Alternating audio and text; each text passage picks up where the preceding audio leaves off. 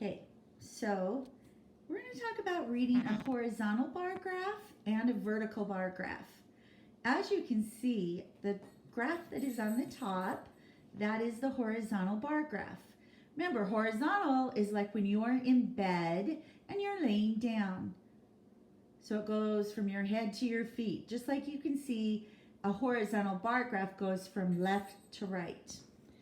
Then we're also today going to be talking about reading a vertical bar graph. A vertical bar graph is like when you get out of bed and you're standing up. So it goes from the bottom heading up towards the top. So if we look at the horizontal bar graph, you can see that the title, well, both graphs, the title is at the very top. And then you can also see on the horizontal bar graph, the one at the top, the numbers are at the bottom and the names of what we're doing is on the side. So this is coins in my collection, and they have coins from United States, Canada, Mexico, Japan, and India. Now remember, as you are reading your bar graph, that you write down how many there were, because in most cases, as we are doing graphs, and then we're going to start reading and analyzing the information and being able to look at this and answer some questions from this information. So go ahead and fill those out like I started to on coins in my collection, just like I was starting. As you can see, the very first one, how many coins did this person have from the United States? It was 10.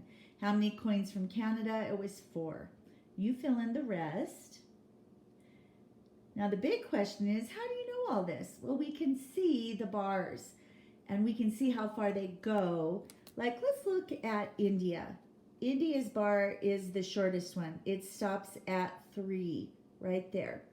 Let me also remind you that you always start with the number 0 when you are writing the numbers on a graph. You don't put the 1 here. You always start with 0. This line is 0 because there are no boxes yet.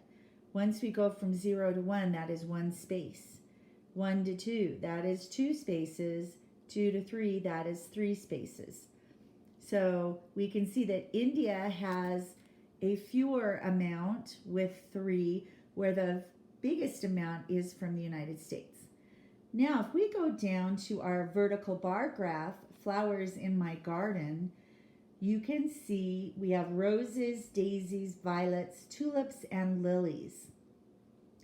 So I first read that on roses, I had 7 roses, 4 daisies, and then you go ahead right now and fill out the rest of the graph, how many flowers, how many violets there are, how many tulips, and how many lilies. You do that right now. Then when you're done with that, we are going to go to this next page. It's a really short math lesson today. It's so short that if you want to do some more math, then you can log in and do your Imagine Math Facts. In fact, please do. Also, make sure you practice that Math 36 Club. So I'm just going to show you what you're going to be doing here. You are going to be using this graph. And I want you to think, is it horizontal or vertical? Where are the numbers? The numbers are at the bottom. The names of Hal, Jory, Carrie, and Pat are on the left-hand side. So we know that it's a horizontal bar graph. So you go ahead and decide how many awards Hal earned and write it down. Do that for each of the children. Then you're going to use the horizontal bar graph and write an is greater than statement. So basically, you're going to decide, choose one of the children, write down their name, and then you need the numbers to say Hal's awards or Pat's awards are greater than, then you have to have the other person. remember to have a complete sentence. There's 2 whole lines there. Then with the information from your horizontal bar graph, you are going to make a vertical bar graph right there. It says make a vertical bar graph from the horizontal bar graph above. So you need to make sure and put titles, numbers on the left side, and the names on the bottom. So I think you can do that just fine all on your own. Like I said, this is a really short math lesson today. The one that we will do on Thursday will be a lot longer. We have a little bit more to do. So I hope you're enjoying the things that I have on Google Classroom, and I'll keep adding new things there. And every day, the new assignments will come up early in the morning, I think around 7 a.m. So if you want to get up early and get started doing your schoolwork, you can.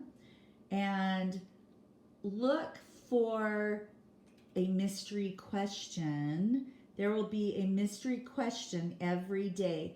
So I will put up that information and you'll be able to look for mystery questions. Bye.